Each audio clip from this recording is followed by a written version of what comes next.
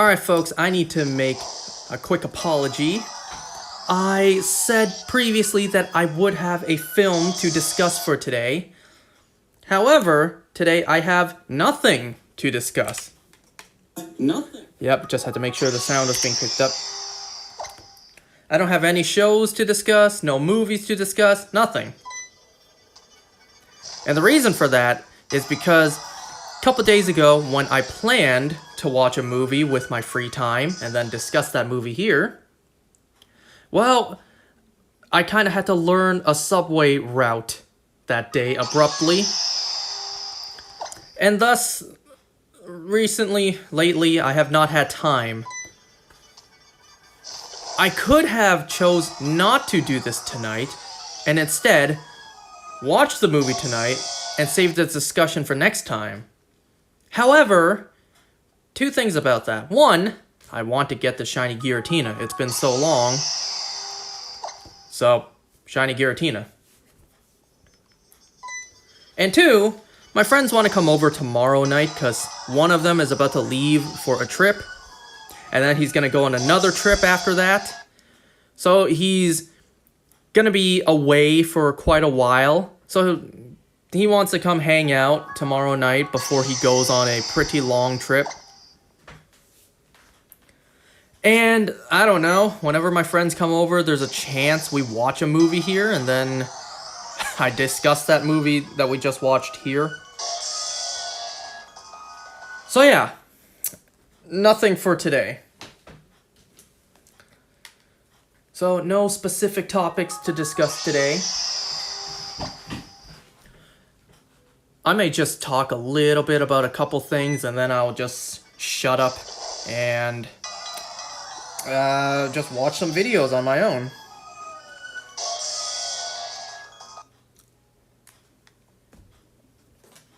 So, no Shaman Feeding and I were texting today because Nintendo posted an overview for Mario Galaxy 1 and 2. So I sent that to him, and then he sent me a screenshot back about the comments. In space, there's no gravity for the price to drop. And then there's also, I'm so glad Nintendo let us watch this for free without paying $70. Yep, that's right. Nintendo's greed is still skyrocketing these days, and let's face it, Nintendo's not gonna do anything about that. As much as we would like for the prices to go down, let's face it, that's just not gonna happen. So, once the game does come out, you know, the duo of games, once they do come out, you're gonna know which cuck in particular actually has the game, because a certain someone will be playing it, albeit me.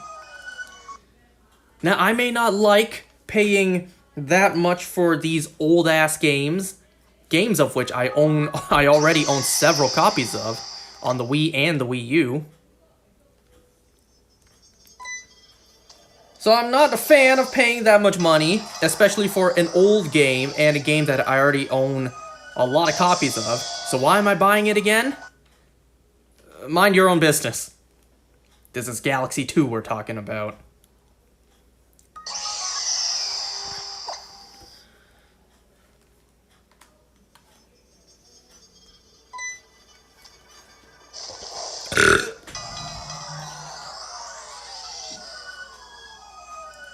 So, because No Shaman Feedings never played the Mario Galaxy games, at least I don't think to the fullest, like, to completion, from beginning to end, I don't think he's ever played either of them from beginning to end.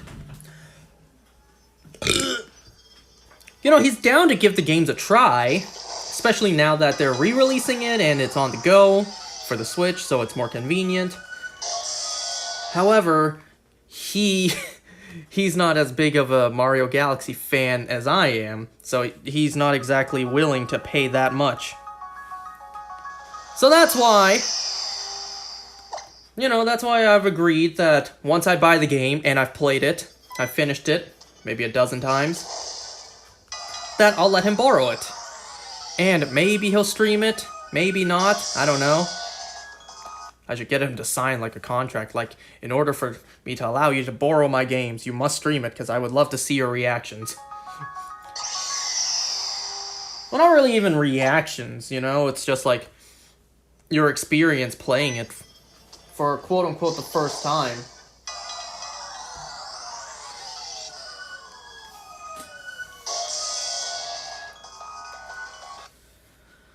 I'm joking, of course, but yeah. So, once I get the games and then I finish playing it, I've agreed to let No Shame in Feeding borrow it so that he can play them. Whether or not he'll stream them is up to him. Though I would like to see that.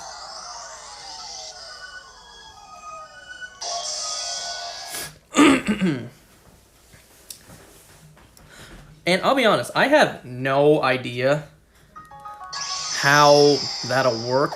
I think I do have an idea, since it would pretty much be the exact same as what I'm currently doing.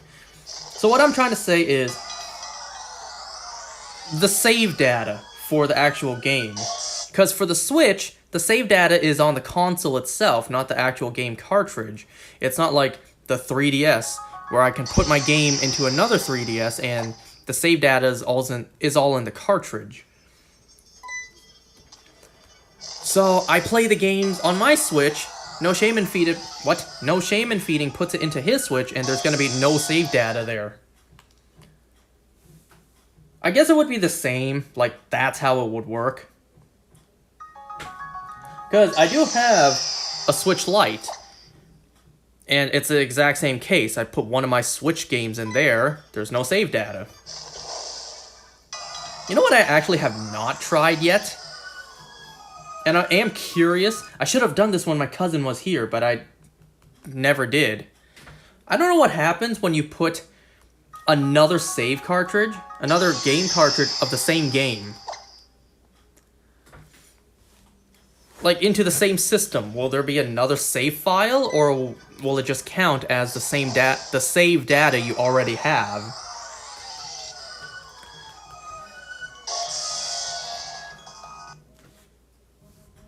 I don't know, I should have experimented with that when my cousin was here. Like, what happens if I put a specific Pokemon game into my Switch, and then the same game, but someone else's copy, I put that into my Switch? Will it have another save? Or will it just count as having the physical game inside the system, and then you can just continue with your own save file? I should have tested that when my cousin was here, because he did have a couple of games that I already own. And it would have just been as simple as taking his game cartridge, sticking it into my Switch, and then just simply seeing what happens. And you know what? That's another question that I have not yet had answered. What happens if you put a physical Nintendo Switch game into a console that has the same game, but digital? So let me use an example. So when Smash Ultimate came out, I bought it digitally, and I've regretted it ever since. I bought it digitally because, you know, super small game cartridges, and I'm afraid of losing them, knowing how clumsy I am. But then, you know, years after Switch Ultimate came out, all this stuff came out about stop killing games and game preservations and physical media. And then it hit me like, oh shit, now I made a mistake. I should not have bought Smash Ultimate digitally. All my Switch games are physical unless they are digital only.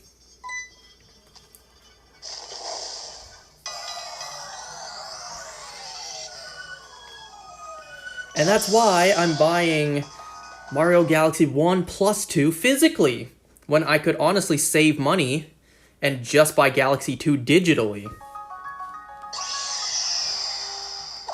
You know, because you also have to keep in mind, I showed previously, I already bought Galaxy 1 for the Switch in Mario 3D All-Stars. I already bought that at full price. Now I get to buy it at full price again. I can't believe Nintendo actually is doing this, you know?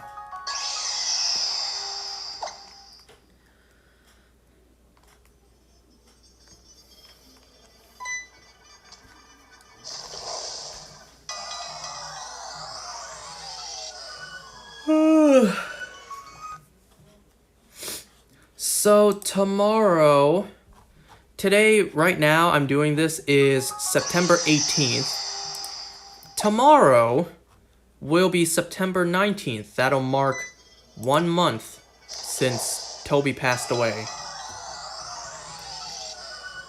It's insane how quickly time flies. It's already been 1 month. Soon it will be 2 months, 6 months, a year, 5 years, 10 years.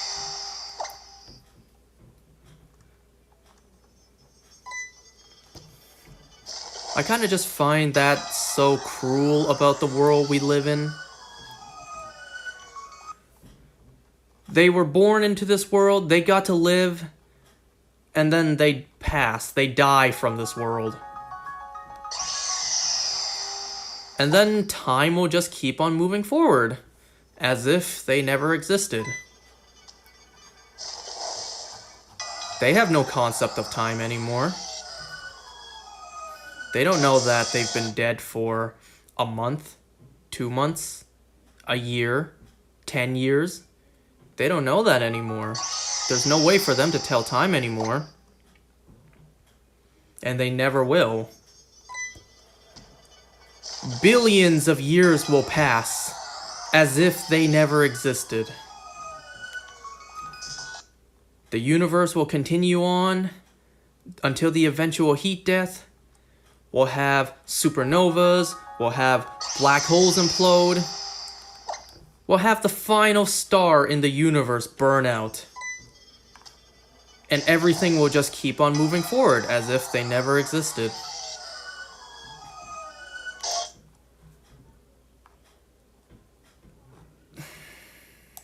What can I say besides, I just find that cruel about this world. Now, yes, of course, I am grateful that they were born at all. They got to live at all.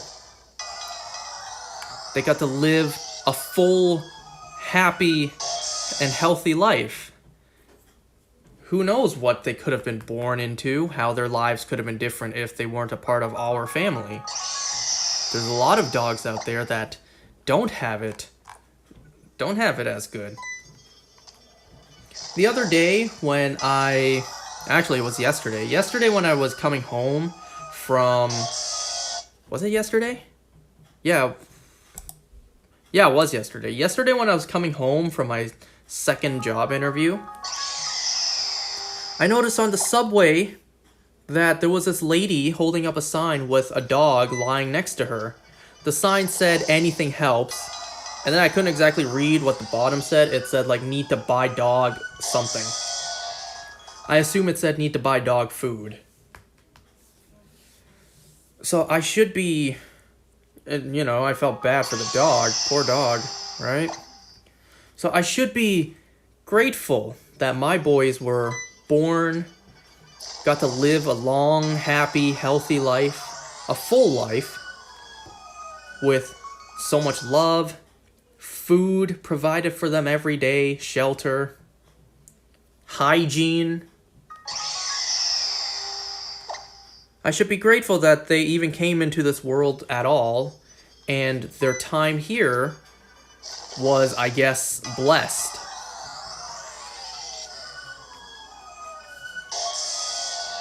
It's comforting, sure, but it doesn't make it hurt any less that they're gone. They're gone, and that's permanent. They're never coming back. They're gone forever. And when you really think about how long forever is,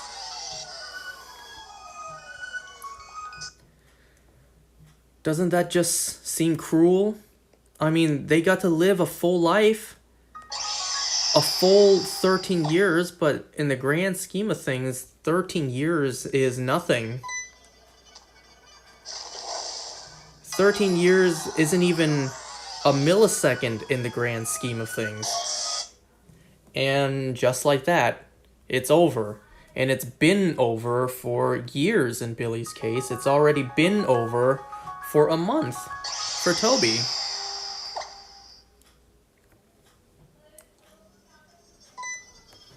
They no longer get to eat or sleep or dream. Everything that they were and ever will be is gone. No one else finds that cruel about this world, but there's nothing we can do. That's simply the world that we inhabit. There's nothing we can do about death, to prevent death, to bring back the dead. We can't exactly time travel either. At least I'm hoping not yet, you know? Maybe one day, but that time will be long before, or long after. That'll be long after I'm gone.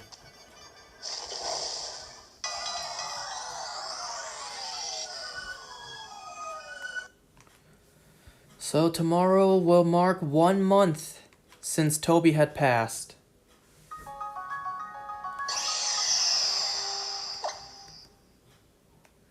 You know, early today, I was eating dinner, and for a split moment, I forgot that he was gone. So I looked over the table, expecting to see him sitting there, staring, hoping to be given some food. For a moment, I forgot that he was gone.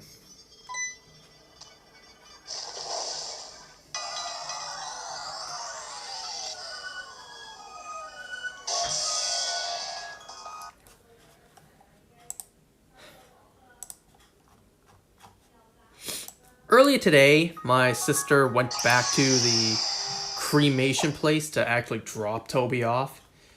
She brought back his urn, his little wooden box urn with his ashes in it, because she wanted his dates to be engraved in it.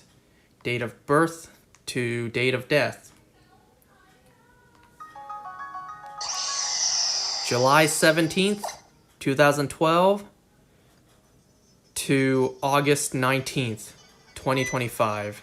She wanted that engraved onto his urn. And I was so happy that he came back home not long ago, and now, well, he's out of the house again.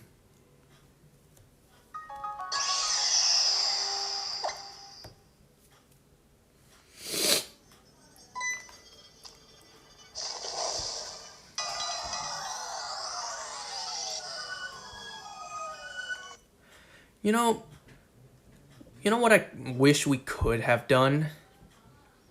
I wish we could have, continued their bloodline. All of my dogs have been neutered, so they can't have kids anymore. They can't breed anymore. But it would have been nice if that was the case, if there was the option for that. If I had a puppy that was Billy's or Toby's, that would have been nice. Continue their bloodline, their lineage. Because, in a way, a part of them would still be here with us. But then there's the issue with, why we neuter dogs. Not only for their health long term, but also population control.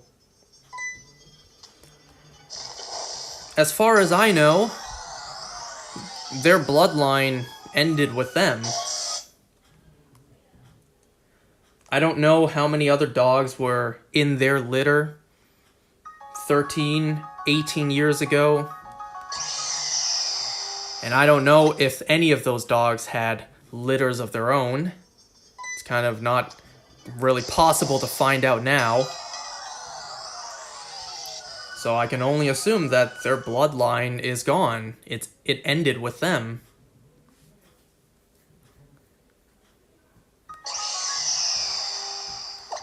I wish that wasn't the case, but there's nothing that can be done about that now.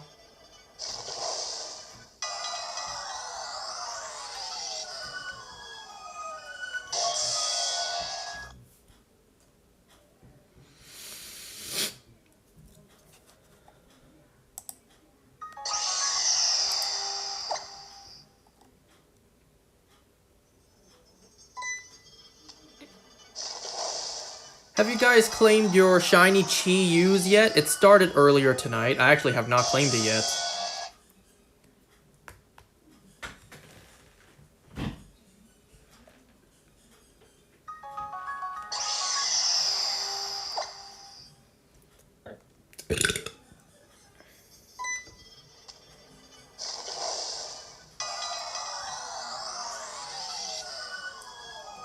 You know, when those Mario Galaxy amiibos release, I'm not gonna open them. They're just too beautiful inside the box. And besides, it's Mario Galaxy we're talking about. It's not like those games have incredible items for the amiibos to give you. Hell, it was even revealed that the amiibos will just give you a power shroom and a 1-up. That's not worth paying $40 per figurine.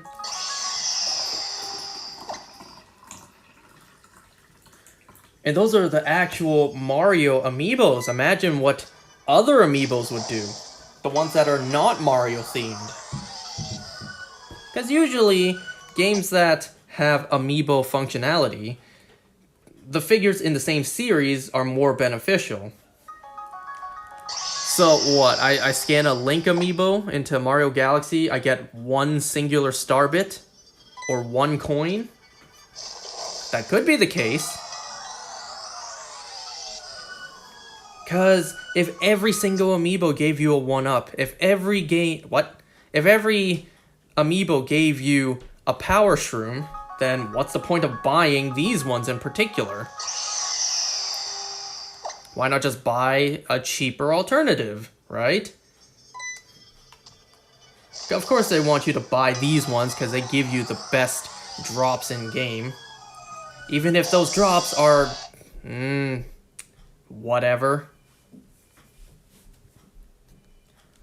I mean, I guess it would be kind of cool to say that you have 6 lives in certain galaxies, because not every galaxy provides you with a power shroom. It's like, unless you buy the amiibo, it's literally impossible to get 6 lives in certain galaxies. That's cool, I guess. And then, well, you don't really need the 1-ups. You can just... In Galaxy 1, you get a 1-up every 50 star bits, which is overkill. Just go to Sling Pod and just grind star bits. You'll grind lives at the same time. Galaxy 2, go to Supermassive Galaxy and do the trick with the giant Koopas. Bam. Maxed out lives.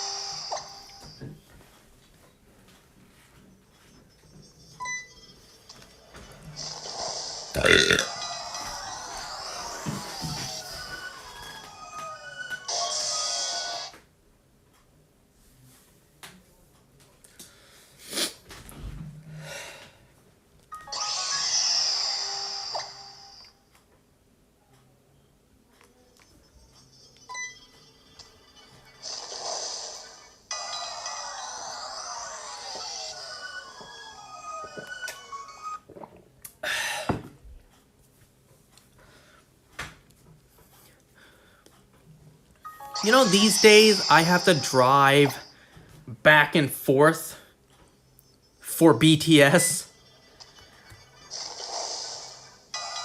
At McDonald's, they're doing this BTS, was a Tiny Tim collab thing? I don't know.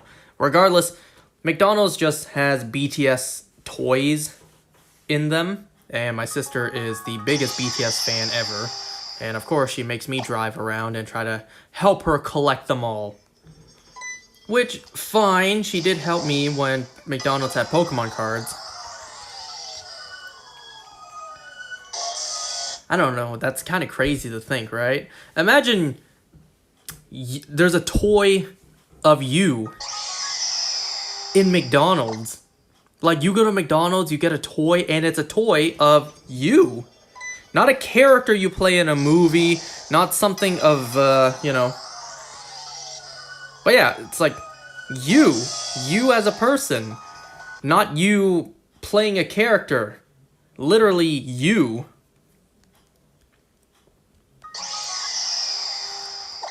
You know, it's not like, I don't know, just throwing examples out there. It's not like Keanu Reeves buying a John Wick toy or Robert Downey Jr. buying an Iron Man toy. No, you're buying one of you, not a character, literally you. Don't you think that's crazy? To actually have that be you at McDonald's? Lucky BTS, you know?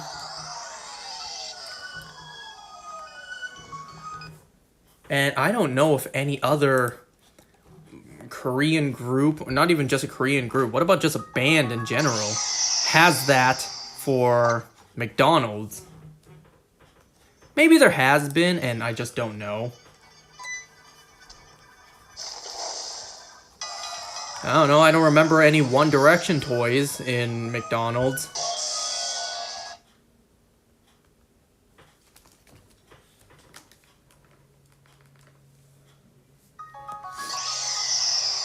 You know, I would have said I'm surprised I haven't seen any K-pop Demon Hunter toys in McDonald's yet. But, you know, that wasn't exactly a worldwide theatrical release. Which if it was, I would totally imagine they would have. But because it was Netflix, yeah, I'm kind of surprised that they don't have any McDonald's toys. If you ask me, that would be perfect to have as McDonald's toys. Damn, depending on the quality, I would have collected them. Anyone else notice that McDonald's toys have dipped in quality? In the past, they used to be well designed, like actually passion put into molding them. And now they're just cheap plastics screwed together. I remember in the past when McDonald's toys came in a little plastic baggie. Remember that? Now they come in these lame cardboard boxes, which, yes, I know it's better for the environment, less plastic landfill and more biodegradable cardboard. But you know, even though it was worse for the environment, it still had that charm to them. Which nowadays kids just won't ever get. You know? Back in my time, in ye old days, there was a certain magic behind wanting to go to McDonald's because there was a toy there you wanted. Now, not really. The only times I really ever collect the toys from McDonald's is Pokemon cards and whenever they do Hot Wheels. I used to collect Hot Wheels hardcore as a kid, but then I stopped because I was just wasting too much money. But at least the McDonald's ones I'm still willing to collect.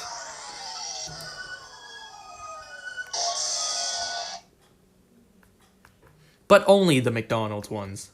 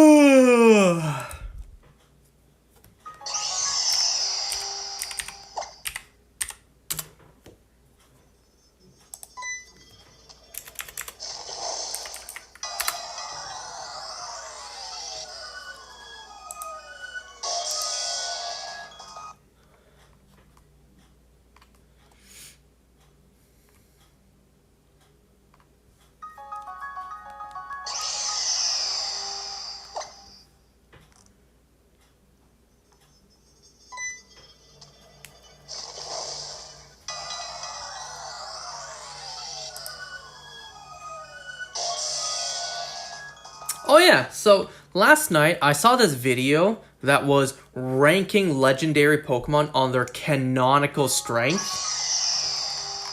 So not what, not VGC, not anything like that. Like canonically in lore, their strengths. And call me a little surprised to see this number one, but I just never really thought about it. I feel like it would make sense that the top three canon most powerful legendary Pokemon would be Dialga, Palkia, and Giratina. Like, that just kind of makes sense. You know, they're the gods of time and space. So, if you ask me, it just simply makes sense that they are canonically the most powerful legendary Pokemon. However, I never really thought about the fact that, you know, Dialga and Palkia controlling space and time are powerful, but then Giratina controlling antimatter makes it a step above Dialga and Palkia, and yeah, that makes sense. Third legendaries are always typically portrayed as more powerful than their main two box art cover counterparts. Rayquaza is canonically stronger than both Kyogre and Groudon. Kyurem is canonically stronger than Reshiram and Zekrom. Zygarde, stronger than Xerneas and Yveltal. So it only makes sense that Giratina is the strongest of the three. But I never thought about the fact that that would also make Giratina canonically the strongest legendary Pokemon. Not counting mythicals, because Arceus obviously takes the top spot. Talking legendaries only. It's like, I never thought about it that way. Giratina is canonically the strongest legendary Pokemon. In terms of canon raw strength, it is the most powerful. Legendary wise. It's like, wow, I never thought about that.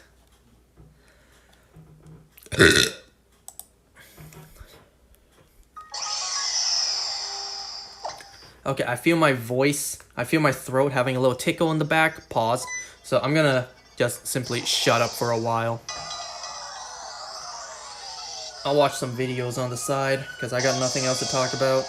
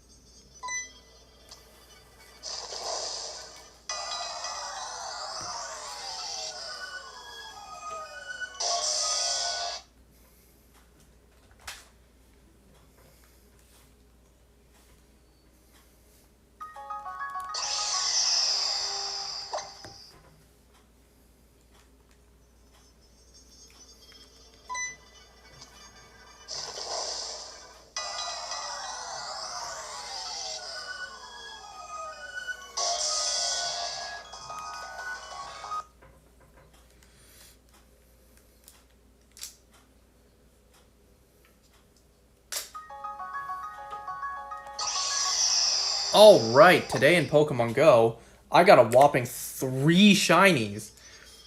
First I got a shiny Beldum off of the Daily Incense. And then I got a Shinol... What? A Shinol? I got a shiny Bunnelby. It's been a while since I got one of those. And finally, I randomly got a shiny Diglett. So, nice. 3 shinies in Pokemon Go today. Nice.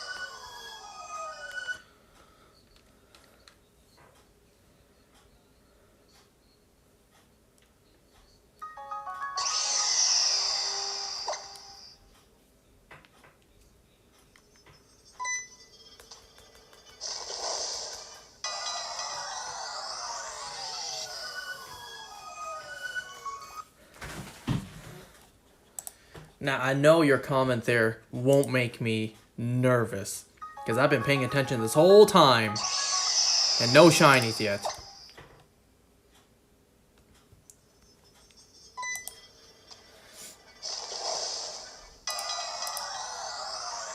Are you excited to try Mario Galaxy? Especially 2?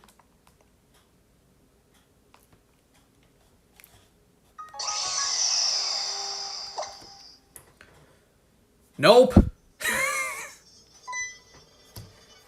What if I told you that you don't need to pay for the games?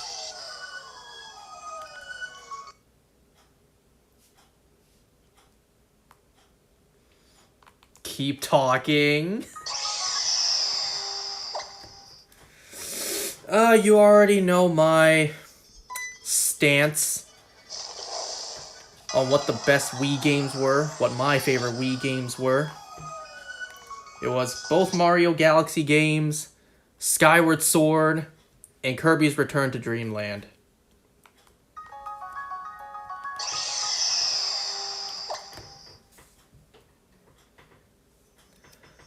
Obviously Brawl as well, but Smash is just a staple of, top games for any console ever since the GameCube. So aside from Smash,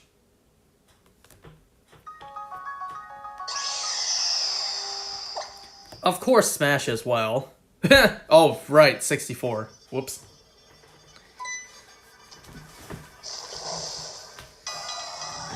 And of course, Brawl, not only did it have the Subspace Emissary, it also introduced my main into the Smash franchise, being Snake.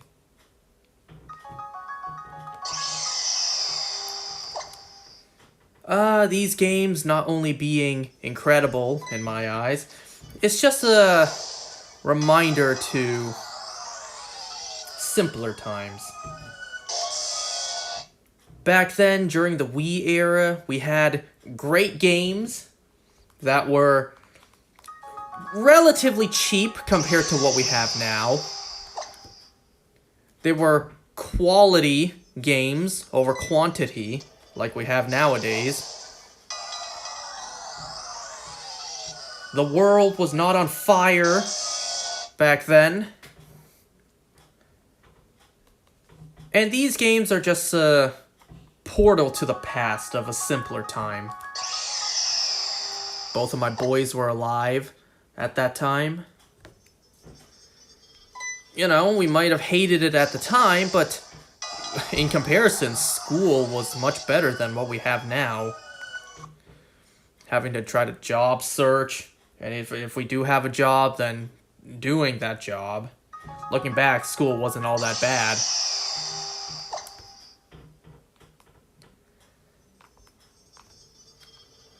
I remember being in my basement, playing on my Wii, and then, like a kid, being terrified to turn off the lights in the basement and have to run upstairs to spend as little time as possible in the dark, scary basement.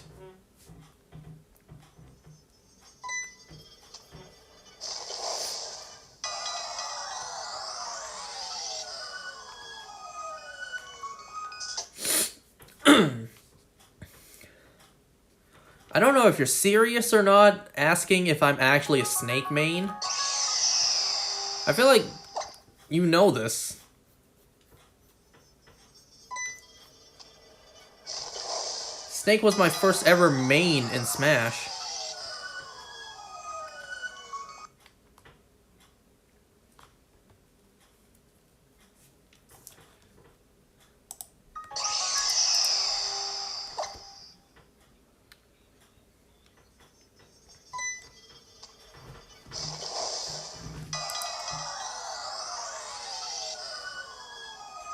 You played Link into me every time we played in high school. Yeah, but that was because Snake wasn't in Smash for 10 years, but Link has always been in Smash. So the absence of Snake, I took up Link.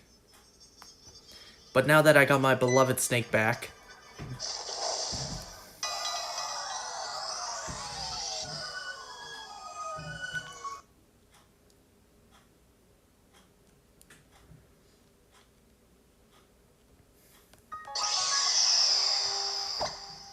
You know, I've had people question me about maining Link. Some people literally question me, really? Regular Link? Not Toon Link?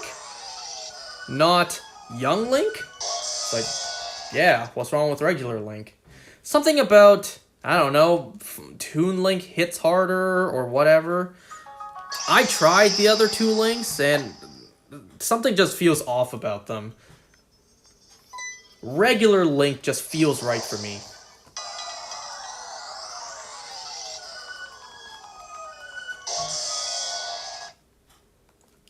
And I'm sure I'm not the only one who still questions why the hell do we still only have...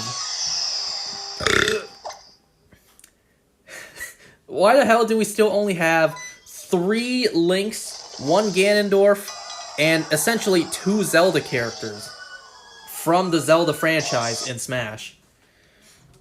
You know, Sheik is still Zelda in disguise, so same thing, basically.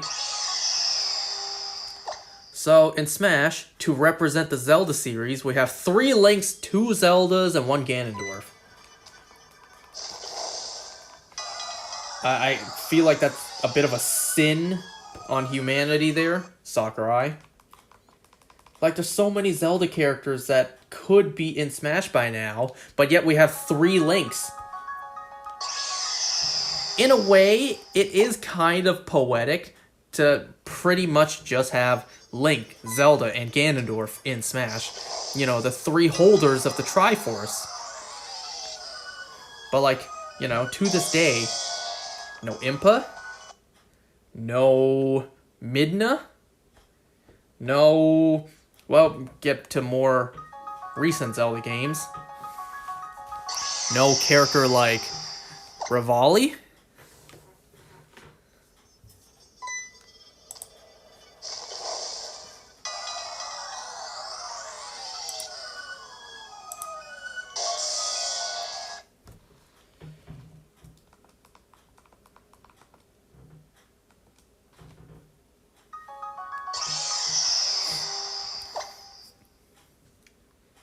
You guys think we'll get another Smash after Kirby Air Riders?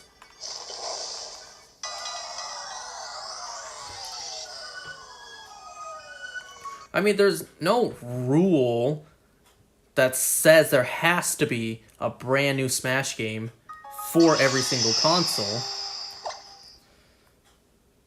I don't know, would the Switch 2 really break that cycle? Would the Switch 2 be the first console to not have a brand new Smash game on it? But then again, the Switch 2, if that did happen, if it did have a new Smash game, the Switch 2 would be the first Nintendo console to have 2 Smash games on it. It would have Smash Ultimate and whatever the new one would be. And there lies a problem too. If the next Smash game cannot possibly live up to Smash Ultimate and it would have to cut characters, then why not play Smash Ultimate? Aside from the new characters being added. Or if it does have all the characters back and new characters, why not just update Smash Ultimate? Why make a whole new game?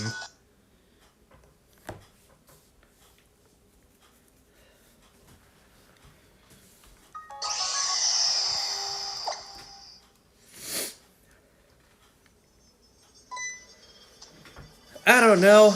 I trust Sakurai would think of something if he were to make a new Smash game.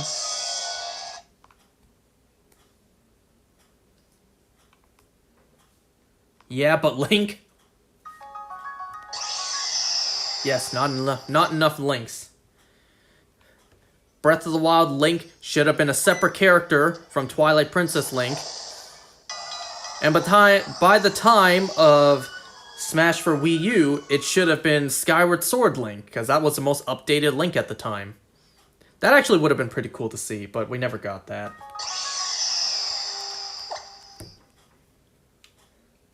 You miss Dacus? What's that? What's that?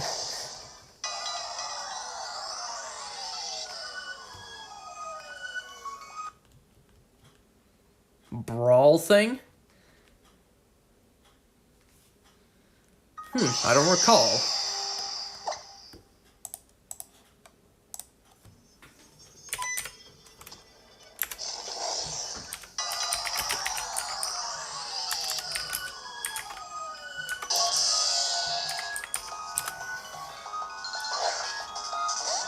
Dash attack, cancel up smash. Ah, that's right.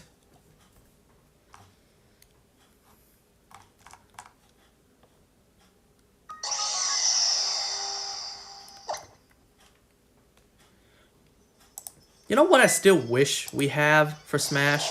I want to see a Smash original character. And we have that, actually, just not playable. Minus Master Hand at the end of World of Light. Zahando. I feel like there is a good handful of Smash original characters to be candidates for new playable characters. These might be some wacky picks, but still, they are Smash original characters after all. First one that comes to mind is Taboo. I've always wanted to see Taboo playable. I don't care if he would be overpowered or hell, even underpowered if they have to nerf him. The sandbag. I don't know, they made Piranha Plant playable. I'm sure Sakurai would come up with something creative with Sandbag. So my first pick for a Smash original character would be Taboo. I also would like to see Primids be playable. The main, just basic enemy for the Subspace Emissary.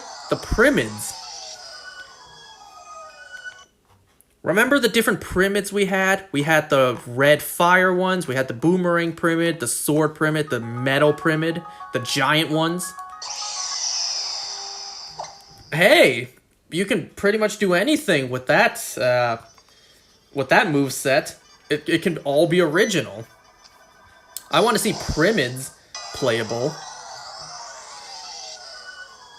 I also want to see...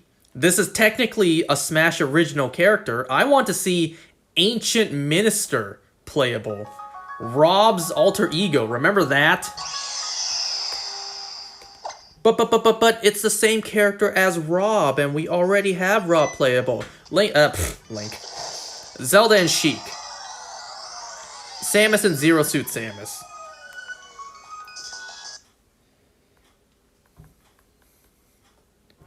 So I want to see Ancient Minister play. Or playable. Hoo boy, I just got charged for the Pokemon Mega Evo set. What? Are you telling me you bought it? Or you got charged up with excitement? I didn't even buy it yet.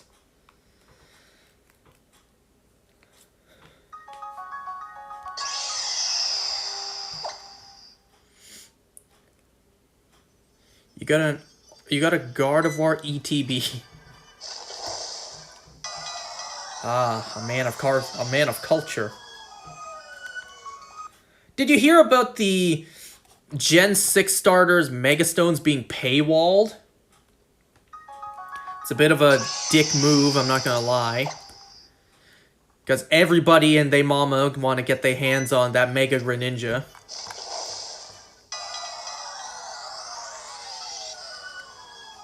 I mean, in the case for someone like me, it doesn't really matter too much since I have NSO, and I will always have NSO. But that's not the point. You know, the point is them basically paywalling it for anyone who does not have NSO. What if it's just a kid, like a 6-year-old kid whose favorite Pokemon is Greninja, sees, ooh, Mega Greninja, that'd be so cool to use. But then, uh-oh, gotta pay for the online subscription. They were expensive, so I didn't get a Mega Lucario. Sucks to suck, kid. I guess, the hell with these kids these days. But, yeah. It does suck.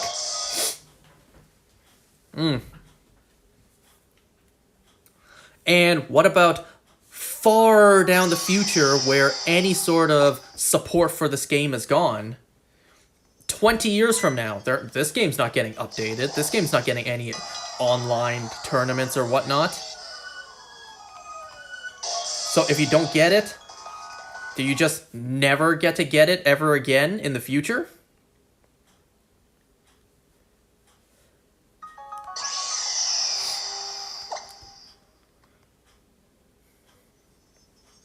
And you know what? It kind of also pains me to realize about the implications of Mega Greninja's existence? Well, remember in the X and Y anime how they pretty much just didn't want to give Ash a Mega Evolution? So they made Ash Greninja. Albeit it was cool as hell, and it propelled Greninja's popularity, but still, they just didn't want to give Ash a Mega Evolution, so they just created Ash Greninja. Well, with Mega Greninja, that Ash Greninja form is absolutely rendered useless. I would not be surprised if this is why they also, behind the scenes, retconned Ash Greninja out of existence in the anime. Because they knew years in advance, ooh, they're going to make a Mega Greninja? Let's retcon that other one out.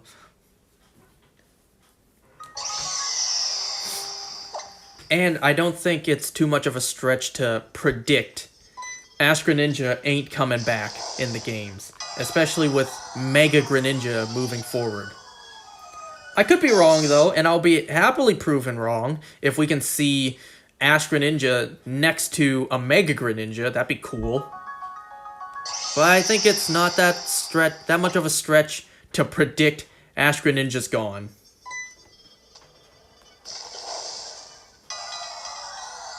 He was already removed. You're right. But this just killed any hope of that form coming back. That's right, because Battle Bond didn't change forms, just boost stats once. Damn, Pokemon Company was going so good too. They were showing Greninja so much love, and then they mad disrespected our boy. First they put out a poll, and then Greninja won top most popular Pokemon at the time. And then they had the audacity to not even program him into Sword and Shield. And then, years later, when he made his triumphant return in Scarlet and Violet, oh, no Ash Greninja. Battle Bond is completely ruined. Oh, don't you just love the decisions this company makes from time to time?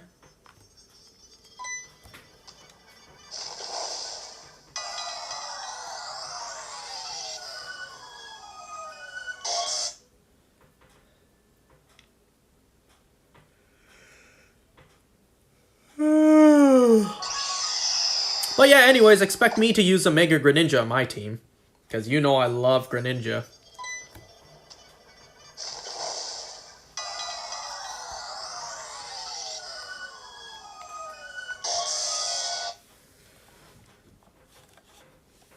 Well, the only one in my trio left without a Mega is Decidueye. My favorite trio of Pokemon. Charizard has a Mega. In fact, it has two. Greninja now has one. Well, maybe 20 years from now, Decidueye will finally get a Mega Evolution of its own. You know, have you guys ever thought about this? Assuming that the Legends ZA starters also get Megas, and then eventually the rest of their generation also does as well. So Meganium and Feraligatr getting Megas, we can assume eventually Cyndaquil will as well, maybe in the DLC. Same thing for Superior and Samurott. So that would mean Gens 1, 2, 3, 5, 6. Those starters have Megas, but not 4.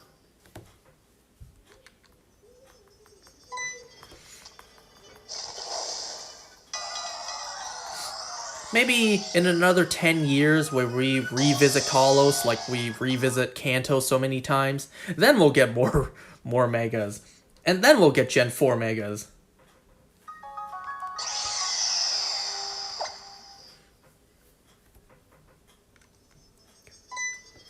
But yeah, isn't that crazy to think? We'll eventually have generations 1, 2, 3, 5, 6. All of them will have Mega Evolutions for the starters. Mega Superior when? It's just gonna be Zygarde.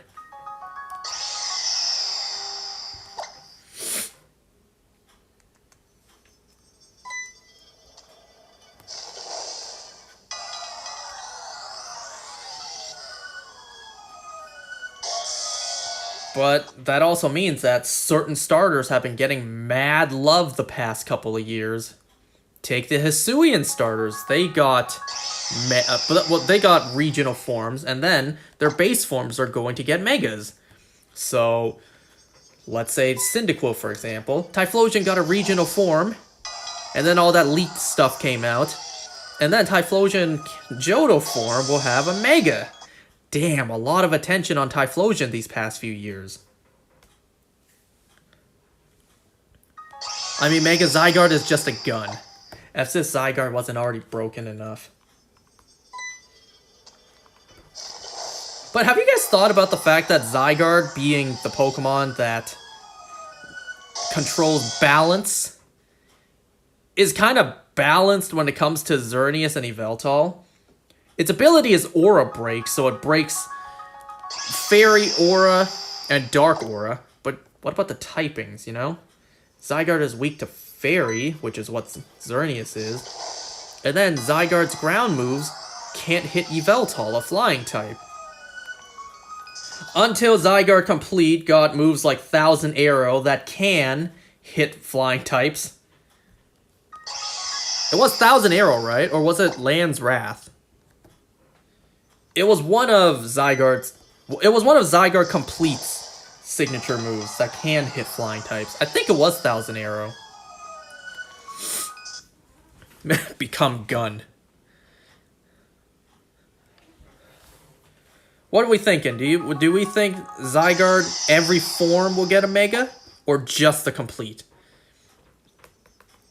As if the Complete form wasn't broken as hell already.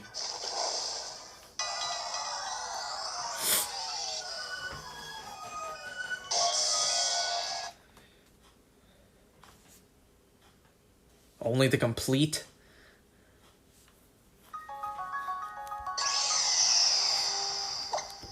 Now, I did hear a rumor that ZA will also not have abilities in the game. Kind of like Let's Go didn't have abilities. Legends Arceus didn't have abilities. So if there is no...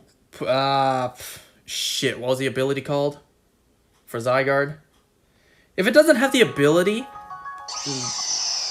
Power Construct, that's it. If it doesn't have the Power Construct ability, then it would just make sense naturally in-game. Zygarde 50% would just turn into complete form without the ability. Have I seen the concept art for Zygarde? Mega Zygarde? Yeah. And it looks pretty stupid.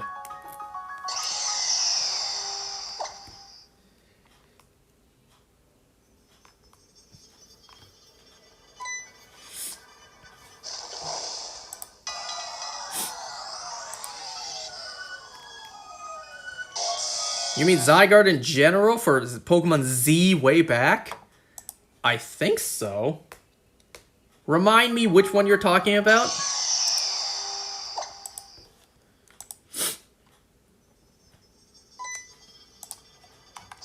Pokemon Z way back. What a fever dream that was.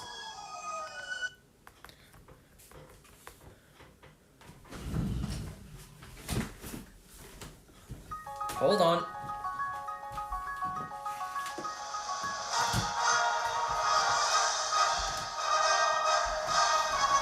Ugh.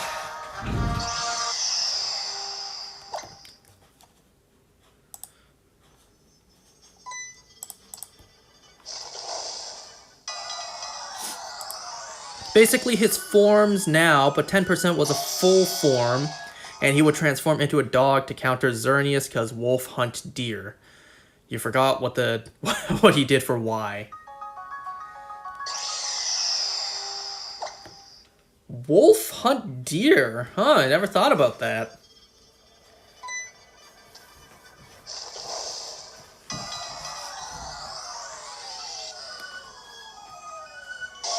But then again, isn't nature sometimes out there like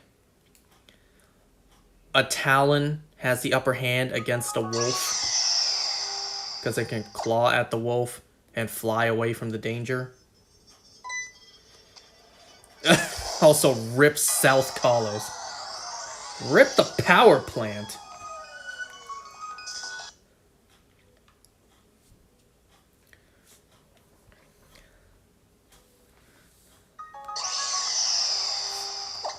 I don't know. I feel like they could also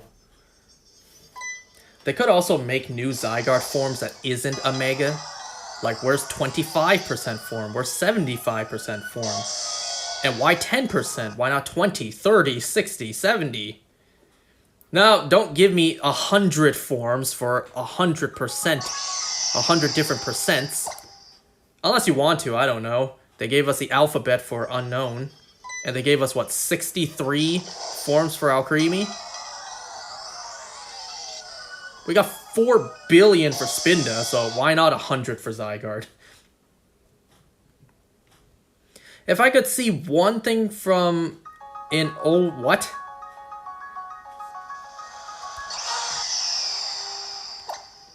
If I could see one thing from an AU, it'd be Pokemon Z. Alternate universe? Pokemon Z?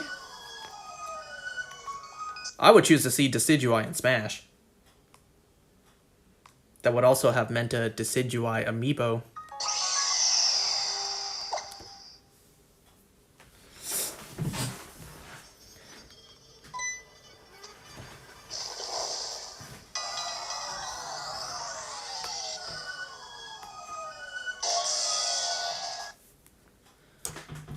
I mentioned this earlier tonight, but you weren't here.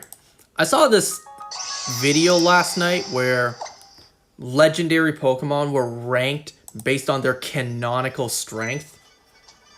So not mythicals, otherwise Arceus would be number 1. Legendaries only.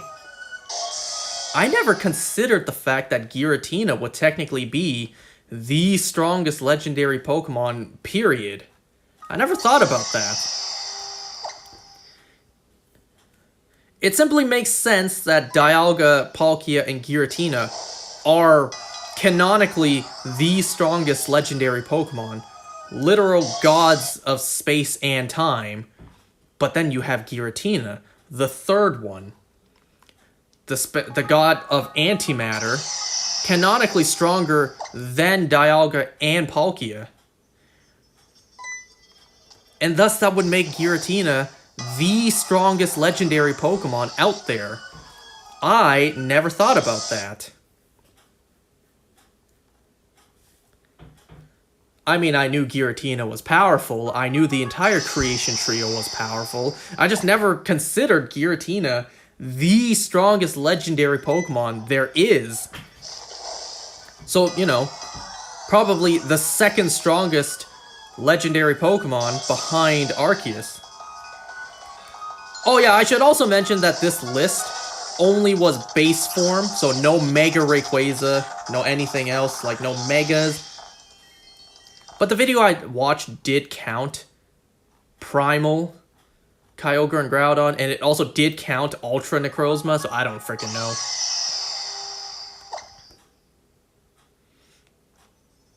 But yeah, I never thought about that. Giratina is technically the strongest legendary Pokemon. You know what's a fun idea for a video that I thought about making, but like never did?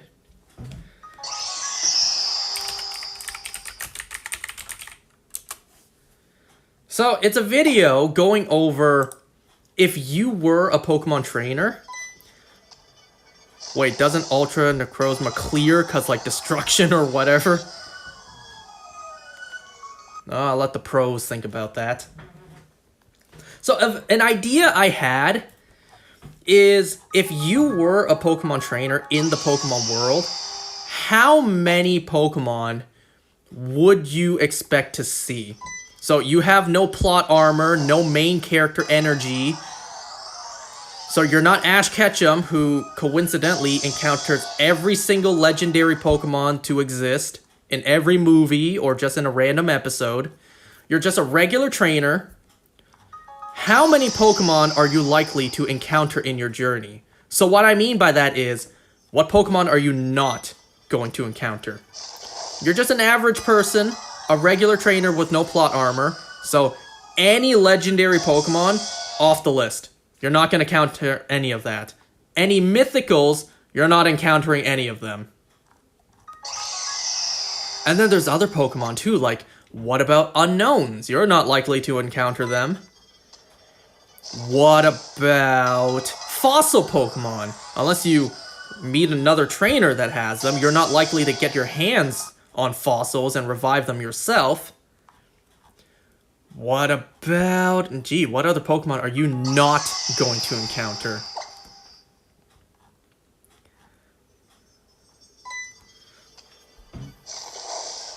Like, what is a standard, regular, non-legendary, not mythical... I don't know, I feel like you could encounter the pseudo-legendaries. I feel like that... Maybe not as common, but you definitely would at some point, I would imagine. You're not going to encounter any Ultra Beast. Okay, what about this? Deep Sea Water Pokemon. Relicanth. You're not likely to encounter a Relicanth. Most people aren't training them to that level. Yeah, who in their right mind is gonna train a Zweilous up to a Hydreigon?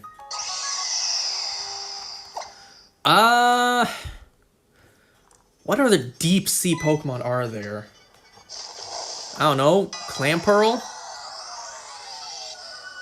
Aquariums.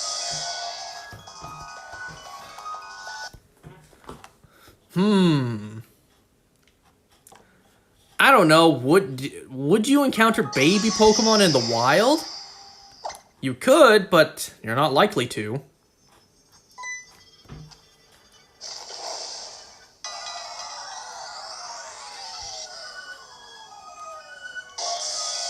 Wailords are probably out just because of the size. Volcarona? Yep, there's also those ones too. What else are you not going to encounter?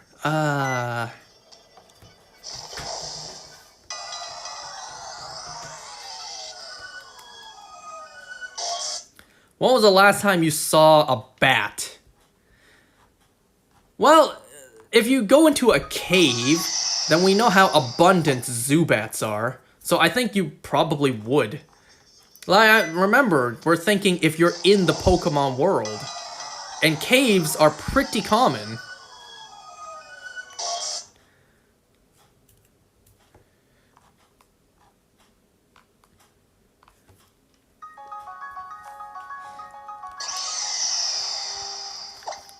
I don't know, you think you're likely to encounter something like a Sudowoodo, or do you think you'll just pass right by it without noticing?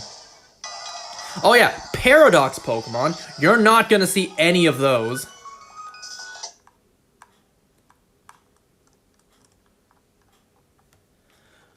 What about Hisuian ones, the ancient evolutions? Technically, in lore, Stantlers just don't evolve into Weirdeers anymore. Ursa Rings don't evolve into Ursaluna anymore, so you're not likely to see those ones. Oh, Space Pokemon, even though that kind of qualifies for Mythicals, because Deoxys. But yeah, certain space Pokemon, Lunatone, Solrock, you're probably not going to encounter those. Minior, I don't know. I never saw that Minior episode in the Pokemon anime. Maybe you could.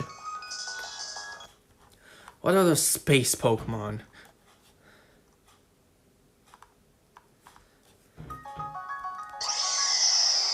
What about Pokemon that require super specific evolutions? You're probably not going to see a Dusk Lycanroc in the wild. You're not going to see a Runerigus in the wild.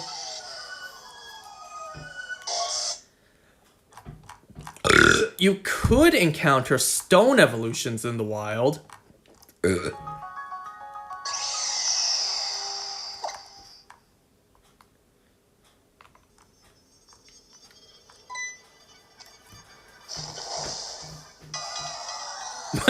Malamar.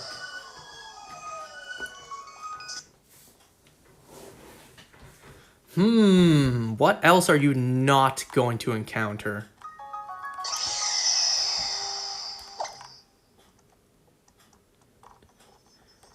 What about in general, just some really rare Pokemon? Feebas and Milotic.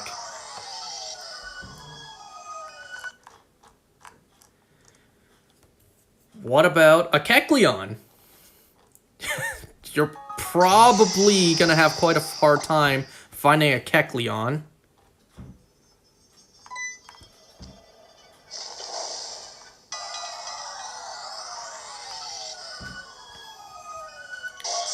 Rotom depends on if Pokedexes are still Rotoms.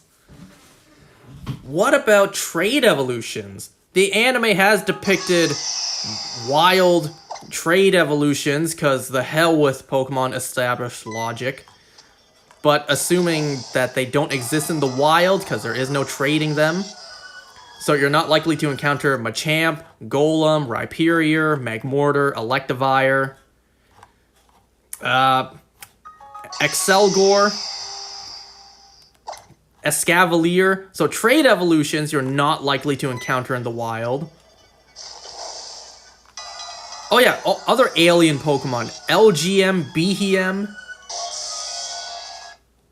Wait, we were assuming you're a trainer or just a regular person? Like a regular Pokemon trainer. You're traveling, doing the 8 gym battles, the Elite Four, but you don't have main character plot armor. You're probably not going to encounter any legendaries, any mythicals.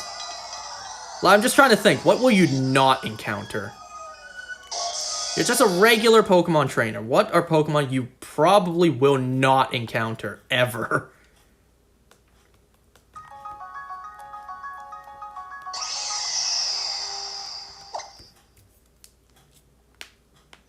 You could never encounter really rare forms like 3 Dunsparce, 3 Maushold. Let's be realistic. You won't see a lot of high-level Pokemon just because you're not getting that far. You never know. It's a big world. The Pokemon anime depicts locations we've never seen in the games just because they need something to make episodes out of.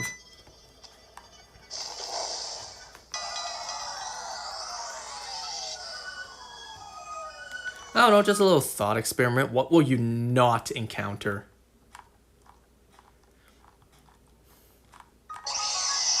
You know, that'd be kind of fun to see. Like, if I were to organize my living decks, filter out and remove everything that a normal trainer will never see in their journey, just see how many Pokemon there would be. Also assuming you're excluding seeing them in battles on TV and stuff. Yeah. If you want to make it specific, then you encountering them in the wild. So not a different trainer throwing them out in battle. Because the logic would apply to them as well. They're not likely to catch these rarer Pokemon. So you're just in the middle of the forest, in the middle of a city, whatever. You're traveling, middle of a desert, you're in a boat. What Pokemon will you not ever see? And also Chargestone Cave. There are some cases where you never know, a wild Pokemon could find an evolution stone and evolve in the wild. Mossy Grass Evos, remember, they've retconned that now to where you can evolve an Eevee with a Leaf Stone. You can evolve a Magneton into a Magnezone with just a Thunderstone. Same thing with Nosepass into Probopass. So they have retconned that now. So certain stone evolutions you could encounter in the wild, you're just not likely to. How common would friendship evils be? That's true. True. How often are you going to encounter a Lopunny or a Lucario in the wild? You're not likely to encounter a Riolu either.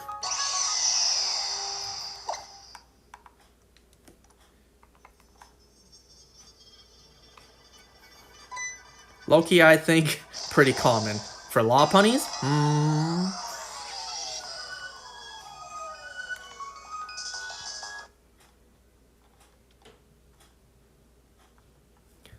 Like, those are pretty surface level. I'm trying to think of, like, the actual common Pokemon. What cases would be rare for you to probably not encounter them? Kind of like a Relicanth. Those are deep sea, quote-unquote, ancient Pokemon that you probably won't ever encounter. Unless you go scuba diving in the middle of the ocean. Like, what are there cases where a Pokemon is actually just rare that you won't find? I already mentioned Feebas and Milotic. Anything that digs. There is a slim chance you could encounter in the wild a Yanmega, a Mamoswine, an Ambipom, just because those evolve knowing the move Ancient... Wait, not Ambipom. Those evolve knowing the move Ancient Power. And in Ambipom's case, evolves knowing Double Slap. So you could encounter those in the wild. Oh yeah, it was Tangrowth. Tangrowth evolves knowing Ancient Power. So they could learn... Oops, my bad. They could learn the move and then evolve in the wild.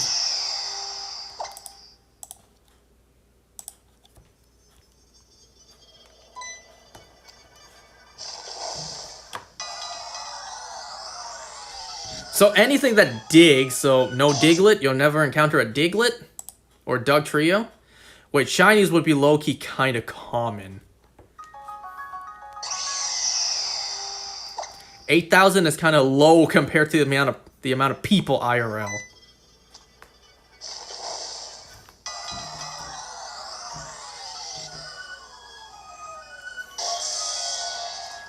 Well, I imagine it would be kind of like real life, finding different colored animals like the fabled blue lobster, you know?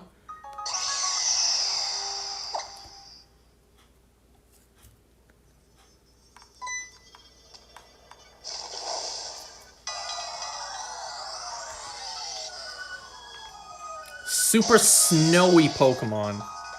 Oh, what about ghost Pokemon? Unless you're in a genuinely haunted area like Lavender Town, what are the chances you'll find a wild ghost Pokemon? Well, some ghost Pokemon do live in forests, but like, what about a wild Chandelure in the middle of the woods?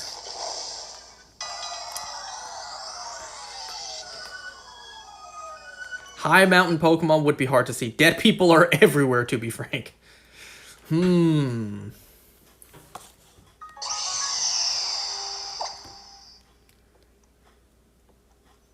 Something like Mantike might be rare since it's a baby Pokemon, and we know how vast the ocean is.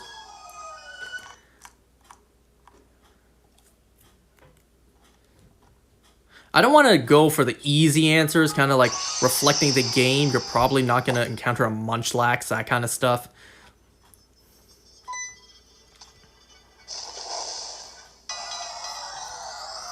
Rock Pokemon like Geodude, because rocks.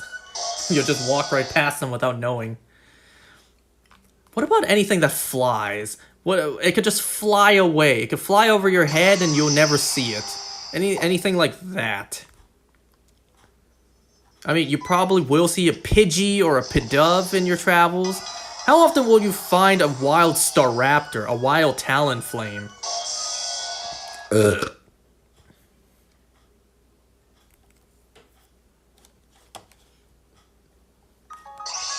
Well, you're probably not going to encounter a wild Sylveon. That doesn't evolve with a stone.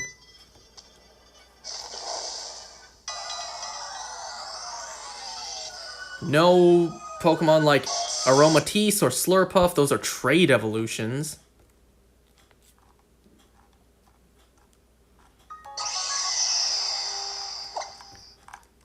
I don't know, it's kind of fun to think. What Pokemon will you not encounter?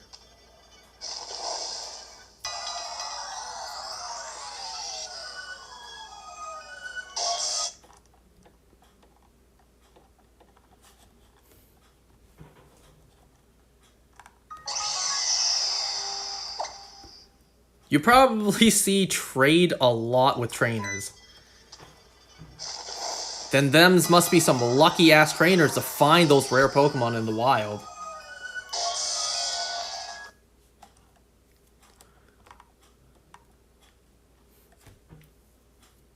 Oh, what about a wild Shedinja? You know? If a Nincada evolved into a Ninjask in the wild, do you think a Shedinja would also be born? Or does it have to be in a trainer's pocket?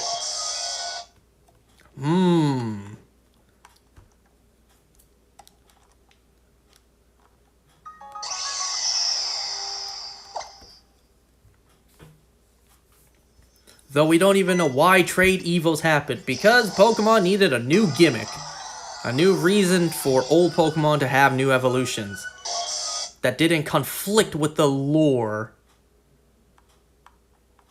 But that's bullshit now, since they can just give a Pokemon a brand new move and just say, well, you level it up with this move it never had before, then it evolves. We literally just got the Dunsparce.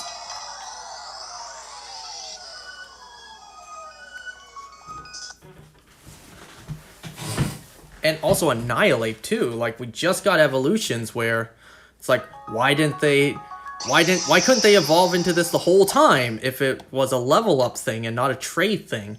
Well, it's because you needed a specific move that coincidentally didn't exist back then.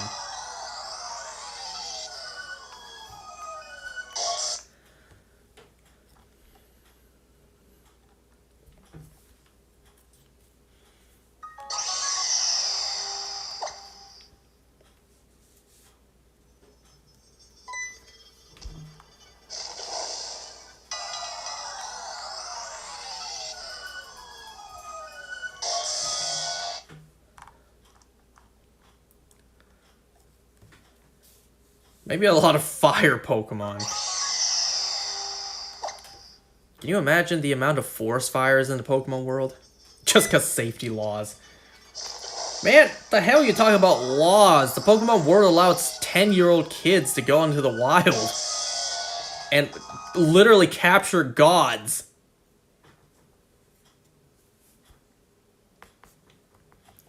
You probably will not encounter Armarouge or Ceruledge in the wild. Those aren't the case of, like, stone evolution. No, these guys need specific items to evolve. They need literal pieces of armor to evolve. And they're not likely to find that armor in the wild to evolve. You probably won't find a Goldengo in the wild.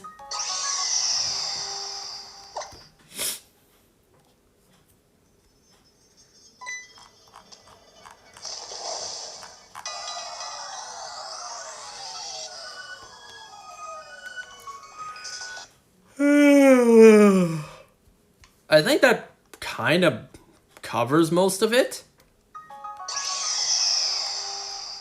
Unless you want to get really specific, like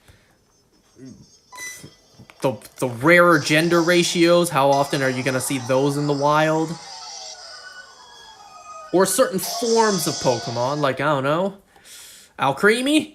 You probably won't see an Alcremie in the wild either, since the trainer needs to do certain spins at certain times of days in certain directions.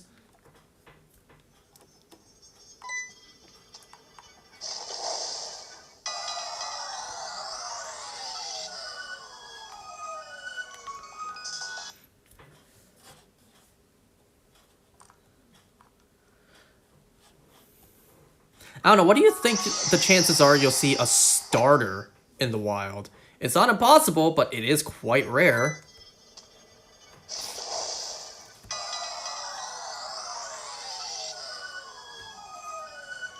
Anyways, well, That's almost going to be time for today.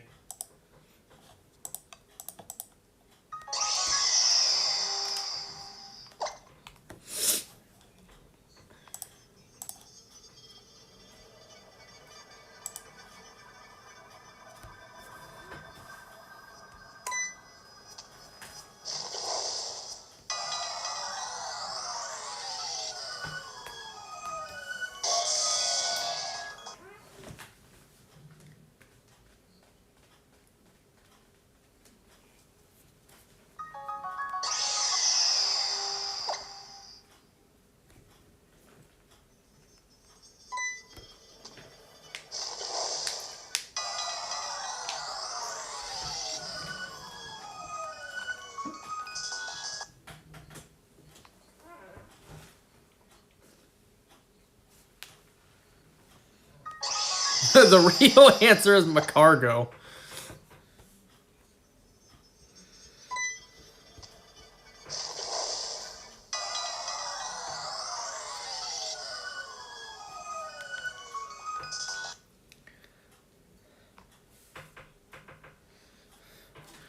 You know what? How about we flip the topic? What rare Pokemon could you see? What legendary Pokemon could you stand a chance of seeing?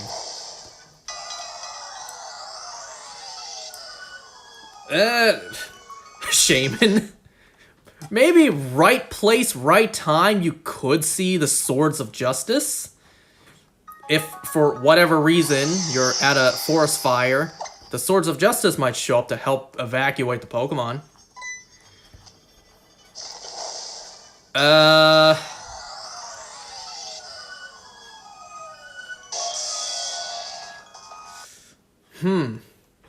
I mean, in Alola, you could go to the shrines and pray to the island deities. Maybe one could show up in front of you.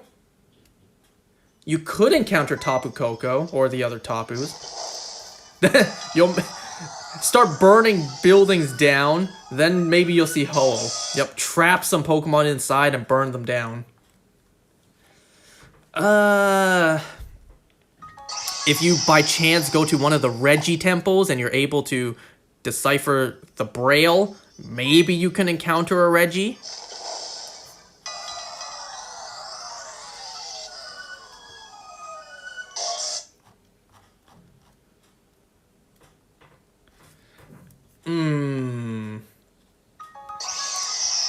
What other legendaries could you encounter?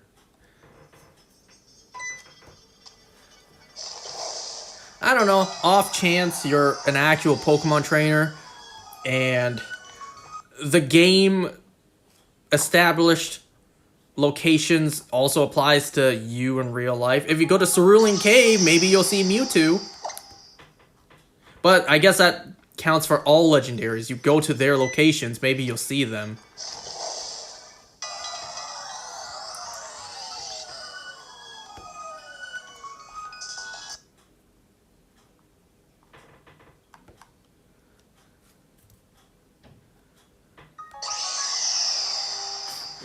If you somehow find these legendary Pokemon's items, if you find the red and blue orb, or if you find the Soul Dew,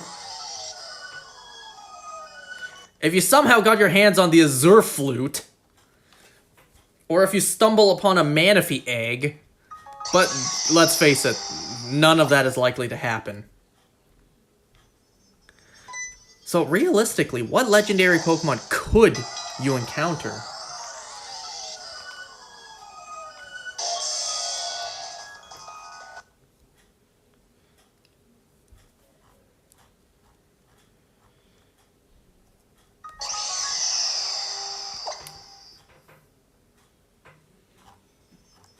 I'm looking at a list here. I think that might be it.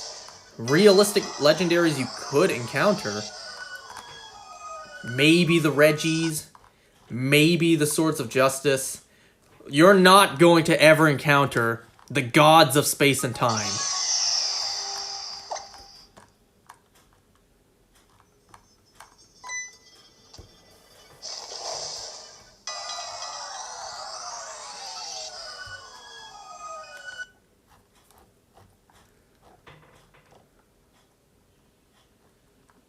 I don't know. You fall asleep in the Sinnoh region? Maybe Darkrai will pay you a visit. I guess in that case, if you're unlucky.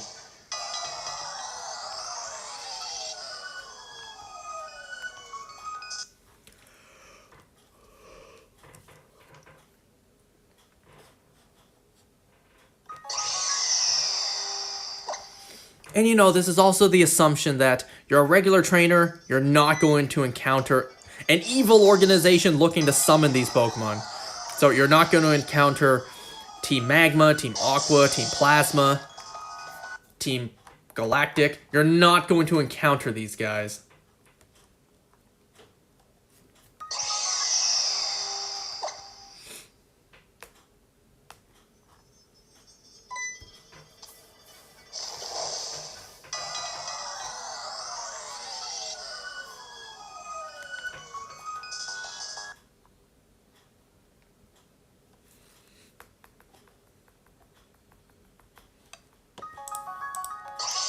Well, I'm about to end for tonight.